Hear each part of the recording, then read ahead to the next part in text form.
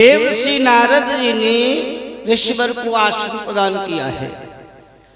संत जब आसन ग्रहण कर लेते हैं, देवर्षि नारद प्रश्न करते हैं कि राजन, घर में मंगल गायन क्यों हो रहा है?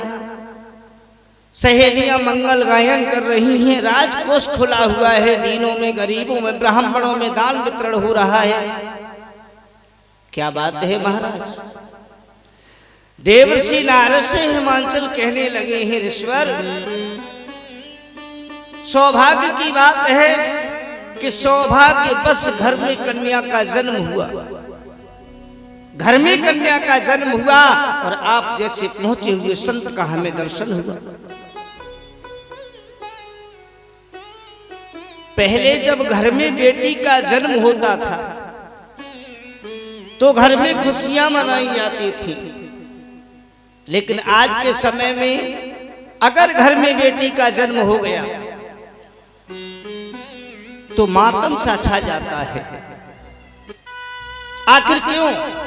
इसके पीछे कारण क्या है? पहले एक अंगुलमाल का नाम का एक राक्षस हुआ था, जिसका काम था कि आदमी को मारता था, अंगुली काट करके अपने गले में माला बना के पहनता था, इसलिए उसका नाम रखा गया अंगुलमाल। एक दिन एक संत भिक्षा मांगते हुए उसी गांव में प्रवेश करते हैं जहां अंगुलमाल रहा करता था। गांव के लोगों ने कहा, स्वामी जी गांव में भिक्षा मांगिए। स्वामी जी ने गांव में भिक्षा मांगी। बाद में स्वामी जी गांव से अंगुलमाल की झोपड़ी की ओर चल दिए। गांव के कुछ बुजुर्गों ने कहा, महाराज जी दक्षिणा में कुछ कमी रह गई है तो आप पुनः गांव में चलो, हम आपकी भरपाई कर देंगे, लेकिन उस झोपड़ी की तरफ मत जाओ। संत ने कहा, आखिर ऐसी क्या बात है? मैं पूरे गांव में भिक्षा मांगू, एक घर छोड़ करके क्यों जाऊं? गांव के लोगों ने कहा, महाराज वहां पर इंसान नहीं रहता है, वहां एक हैवान रहता है। आप अगर उसके पास में जाओगे तो वो आपको मार देगा, आपकी उंगली काट करके अपनी माला में डाल देगा।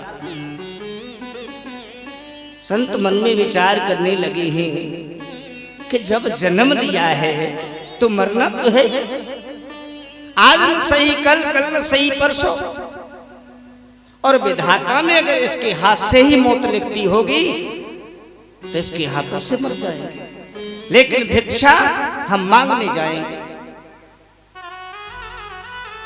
जब स्वामी जी अंगुलमाल की झोपड़ी की ओर चले, उसने आते हुए देखा, कहा, स्वामी जी वहीं से लौट जाओ। स्वामी जी ने बात पे ध्यान नहीं दिया, धीमे धीमे आगे बढ़ते रहे। अंगुलमाल ने फिर आवाज दी के, स्वामी जी वहीं से लौट जाओ। ये शुक्र मनाओ कि जो आपके शरीर पर वस्त्र हैं वो पीत हैं, इसलिए अभी तक तुम जिंदा हो, अब तक तो हम तुम्हें मार डालते। स्वामी जी ने कहा कि तेरी अगर ऐसी इच्छा है कि तू हमें मारना चाहता है तो तू हमें मार देना, लेकिन पहले मेरी इच्छा पूरी कर दे। कहा, स्वामी जी बताओ तुम्हारी इच्छा क्या है? कहा, हमें भिक्षा तुमसे चाहिए। अंगुलमाल कहने लगा, मेरे पास तो देने के लिए कुछ है ही नहीं जो हम तुम्हें भिक्षा में दे दें। स्वामी जी ने कहा कि अगर तेरे पास में देने के लिए कुछ नहीं है तो एक काम कर, पास में ही एक वृक्ष खड़ा हुआ था, कहा एक पत्ता तोड़ करके मेरे कमंडल में डाल दे, मेरी भिक्षा हो जाएगी, मैं लौट जाऊंगा, और तू चाहे तो मेरा वध कर दे। तो अंगुलमाल तामसी था, और तामसी आदमी जो भी काम करता है वो तामस में ही करता है। अंगुलमाल ने म्यान से तलवार निकाली है, एक डाली काट करके और संत के कमंडल में डाल दी। कहा, अब जल्दी निकल जाओ यहां से, मेरे पास जो आया है लौट के नहीं गया, केवल तुम हो जो लौट के जा रहे हो। स्वामी जी ने कहा कि हम लौट तो जाएंगे, पहले एक बात बता, तूने डाली क्यों काट दी? मैंने तुझसे कहा था कि एक पत्ता भिक्षा में चाहिए, लेकिन तूने डाली काट दी। कहने लगा मेरी मर्जी, डाली काट दी तो काट दी। स्वामी जी ने कमंडल में से डाली निकाली, अंगुलमार के हाथ में दे दी। कहा एक काम कर, जहां से काटी है वहीं जोड़ दे। कहने लगा स्वामी जी दिमाग खराब है, पागल हो गए हो? अरे जो डाली वृक्ष से एक बार कट जाती है वो डाली कभी जुड़ती नहीं। स्वामी जी ने कहा तू ये बात जानता है कि डाली कटने के बाद में जुड़ती नहीं, फिर तू ऐसी गलती क्यों करता है?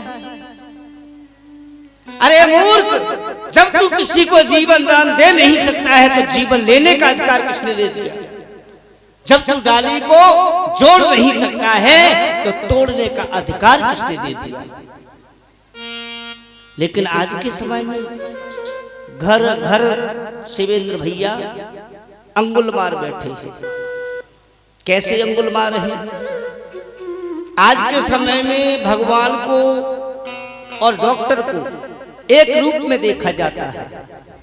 डॉक्टर को भी भगवान का स्वरूप माना जाता है।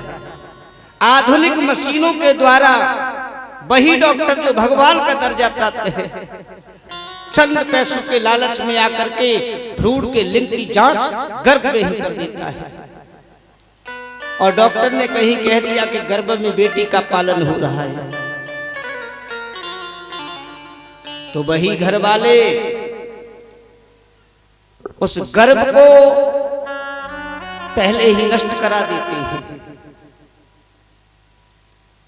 क्योंकि उसका चेहरा नहीं देखा तो प्रेम नहीं हुआ, मोह जागृत नहीं हो पाया, गर्भ में ही कटवा दिया। आज के समय में आप देखते हैं जब वर्षा की आवश्यकता है तो पानी नहीं बरसता है, जब सर्दी पड़नी चाहिए तब सर्दी नहीं पड़ रही। आखिर क्यों? क्योंकि हम अपनी जगह से भटक गए हैं। प्रकृति हमें सिखाती है कि प्रकृति से उतना ही लो जितना प्रकृति हमें देती है। संसार में कोई माता पिता ऐसे नहीं है जो अपनी बेटी को कम देना चाहे। हर माता पिता के मन में भाव होता है कि बेटी को जितना दे दो उतना कम है, क्योंकि बेटी जब घर से डोली में बैठ करके विदा होती है, विदाई की बेला में माता पिता मुट्ठी बांध करके बेटी के हाथ में थमा देते हैं, उसी में संतोष करके बेटी अपने घर को चली जाती है, माता पिता से दोबारा नहीं मांगती है। लेकिन जो चल अचल संपत्ति का मालिक बनता है पुत्र, जो बेटा माता पिता की चल अचल संपत्ति का मालिक बनता है, बुढ़ापे में वही बेटा माता पिता को फटकार भी लगाता है। क्योंकि शिवेंद्र भैया जब जीवन का अनुभव नहीं होता है, जब ज्ञान नहीं होता है,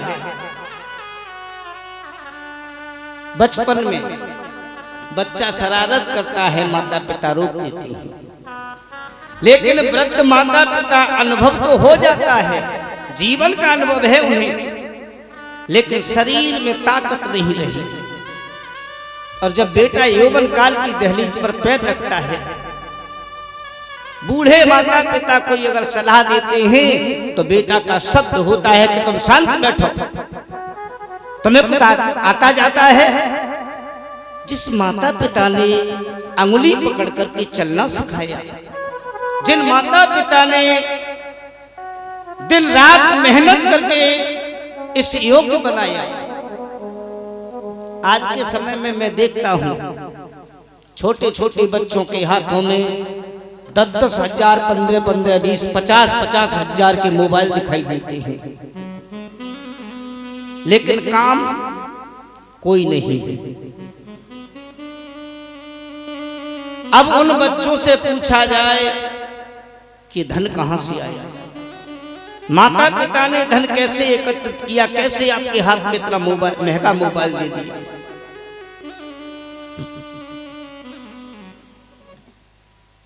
बड़े आनंद के साथ मोबाइल चलाते हैं, लेकिन ये कभी नहीं सोच पाते हैं कि धन हमारे माता पिता ने पैदा कैसे किया है। अच्छा खासा पैदा करने वाले कुछ भी कर सकते हैं। एक किसान अपनी संतान को कैसे पालता है, गरीबी का दर्द वो ही समझ सकता है जिसने गरीबी करीब से देखी होगी। जिसने गरीबी नहीं देखी होगी वो गरीबी का दर्द कभी समझ ही नहीं पाएगा। बेटियां बोझ नहीं है, बेटियां संसार में बोझ नहीं है, केवल एक जगह बोझ है। जब गांव में या समाज में बेटियां गलत कदम उठा देती हैं तो वो माता पिता के लिए जीते जी बोझ बन जाती हैं। लेकिन मैं एक ही बात कहना चाहूंगा, आधार टीवी के माध्यम से मैं एक ही संदेश छोड़ना चाहूंगा कि जो बेटियां अपने माता पिता को छोड़ करके किसी के साथ में, जिन माता पिता ने 20 साल का प्यार दिया, उन्हें छोड़ करके थोड़े से प्यार में पड़ करके अपने